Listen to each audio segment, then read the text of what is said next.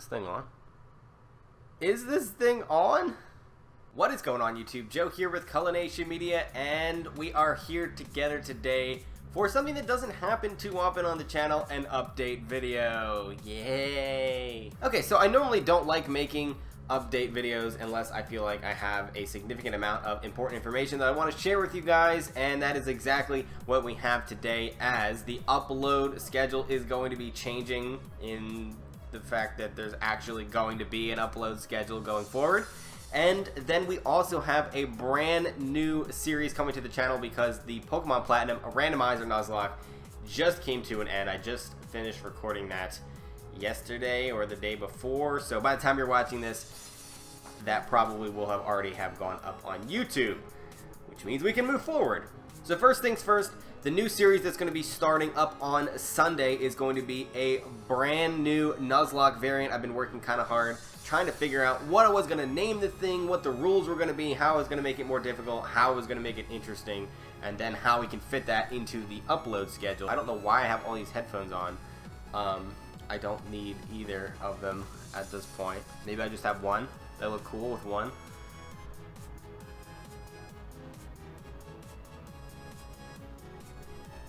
Okay, so anyway, the name of the Nuzlocke variant that I am creating is going to be shamelessly named after myself, because I got a couple of suggestions on Twitter, and I have to credit Alex. He normally is in the comment section with like really long comments. You guys probably know him if you've been around the channel for a while, but he was like, why don't you just call it the Cullilocke? And I thought that was pretty darn cool. As much as I did not want to name it after myself, I'm going to name it after myself. So we're going with the Cullilocke, or Cullilocke, or C-Lock, Cullilocke. So basically, there's going to be a bunch of rules to make this more difficult, and I'm going to include that in this video because I don't want to clutter up the first episode of the series explaining all of the different rules and different things that are gonna go on. And yeah, so you can reference this video if you forget the rules. I'll also be putting it in the description of each new Cullilocke episode so you guys can refer to it, and we'll be adding to it too because it is a work in progress. And as always, I appreciate your suggestions, so write in the comments if you have any suggestions for added rules, or you can hit me up on Twitter, and we'll see what we can do. Alright, so let's go over the rules really quick, and then we'll talk about the upload schedule. So number one, we have one Pokemon caught per area. It's a standard Nuzlocke rule. You get an encounter for each new route you go into, or cave, or city. You can fish, whatever. You get one encounter, and yeah, you gotta capture it, or you forfeit the encounter and you can't capture a Pokemon. This game is going to be randomized, so there's that. I'm not gonna tell you what game it is yet. I don't want to spoil that. People have been asking. You're just gonna have to come back on Sunday and figure out for yourself. Watch the first episode. There's also going to be this shiny clause, which allows you to capture Pokemon even if it's not your first encounter, if it happens to be a shiny Pokemon, so you could potentially have two Pokemon from the same area using that.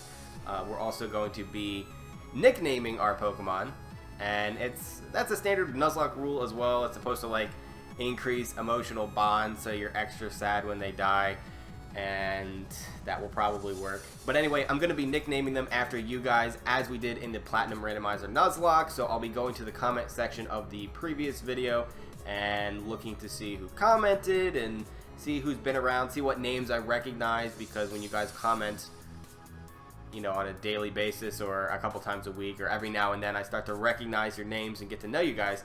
So it'll be cool to kill you in a Nuzlocke. Obviously, fainted Pokemon are going to be boxed forever. That's how it works. If they faint, they run out of HP, they go into the death box and they're banished there, and we just have to be reminded of how awful it is that we killed them every single time we go to that box to deposit more Pokemon that we killed. This game is going to be randomized. I figured it would be a lot more fun if we just had completely random encounters, random Pokemon, random starter Pokemon. Pretty much all the Pokemon are randomized. And if you guys want to play along, I can release the randomized ROM too, so you guys can load it up on an emulator and play along with me if you want, or play ahead and, you know, see what we're going to be up against. As long as you don't give any spoilers, I'm supposed to not know what's going on at all, which is pretty easy because that's my natural state. Alright, so now on to the more unique rules, because those were all the normal Nuzlocke rules. They're literally not different at all. The first rule that's going to be different is that we cannot use a Pokeball that has greater effectiveness than a Great Ball, or a Pokeball that has the potential to have a higher rate of effectiveness than a Great Ball. Why was that so hard to say? So things like Dusk Ball that could be of normal effectiveness but can be more than a Great Ball, and more than an Ultra Ball even, that is not allowed to be used. So Pokeballs, Premier Balls, and Great Balls are going to be the main things that we are using, which means it might be a little bit more difficult if we're trying to capture like a fully evolved Pokemon with a difficult catch rate with just Great Balls or just Pokeballs. Also, we can only heal at every Pokemon Center once. So we have a very, very limited amount of times throughout the game that we're going to be able to heal our whole party. Now what we can do is skip over a Pokemon Center if we don't need it early in the game and come back to it later on when we really, really need a heal. So that is going to make things pretty interesting because we're going to be using items like crazy. In addition to not being able to use the Pokemon Center more than once per town or per Pokemon Center, we also cannot heal Pokemon during battle at all. You cannot get like Crit Parrot and then use a full restore. You can't get burned via Flame Body and then use a burn heal. You have to wait until after the battle, and then you can use all the items you want. Another thing that I think not enough Nuzlockes do is change the battle option to set instead of shift. When it's at shift, it asks you, as they're going to send out a new Pokemon, they tell you what the Pokemon is and then ask if you want to switch, and then you can send out a counter. We're not doing that. I've had enough of that. We did it in the Platinum Randomizer Nuzlocke, and I think that just made things too easy. We should have no idea what's coming next and have no way to deal with it without forfeiting a turn. So they're just going to send out a Pokemon, and then we have to try to deal with it somehow, either by switching and absorbing an attack, or who knows what. Oh, and one last thing I forgot to mention is the fact that I'm restricting legendaries as well, including static legendaries. They do not count as an encounter at all. So if we go into Route 1 or Route 221 or whatever it is, and our first encounter is Zapdos, that's not an encounter. You have to either run away from it or kill it, and then you can get a new encounter, and that's the real encounter. So every legendary encounter does not count. I feel like I said the word encounter about 50 times in the last 30 seconds, which is pretty impressive considering I can't even count to 50. Also, static legendaries, we cannot capture them at all. You have to feint them or run away somehow. That's all there is to it. No legendaries, no more Groudon like we did in the Platinum Randomizer Nuzlocke. None of that. Just regular bad Pokemon that you can't switch out, that you can't heal, that you can't use items on in battle. It's going to be a good time. And one last rule that I also forgot to mention is that you do get one free heal when you capture a new Pokemon. Because if you have a full party, that Pokemon is going to get fully healed by going to the PC anyway. But even if you don't have a full team, we're going to make it legal to be able to deposit that Pokemon into the PC and then take it back out and get its free heal. That does not count against your Pokemon Center use. And because a lot of times when you're capturing a Pokemon, you're going to be statusing it somehow, probably, or just doing a lot of damage. So it's going to have like no HP, it's going to be paralyzed, it's going to be poisoned or something. So this will allow us to heal it up and then be able to train it and use it.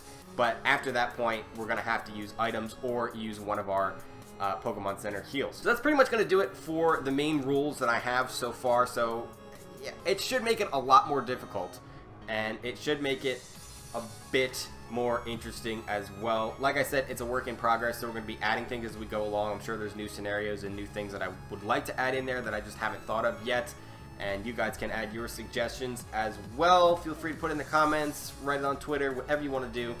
That's it for the Cullilocke.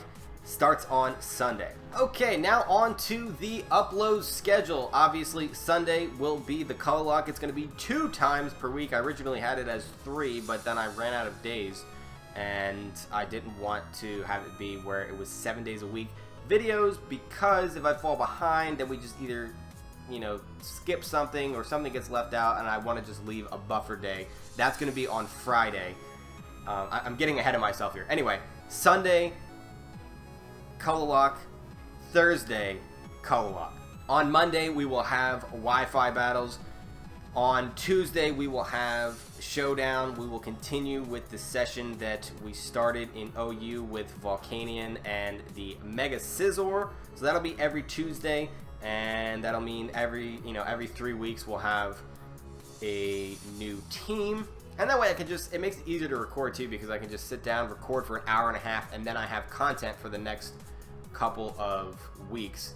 And that gives me time to be able to make a new team or get suggestions from you guys on what you want to see, things like that. Same goes for the Wi-Fi battles. On Wednesday, we will have Battle Spot Live, and that was the thing that I accidentally left out on the last list because I had an 8-day schedule, and there's not 8 days in a week.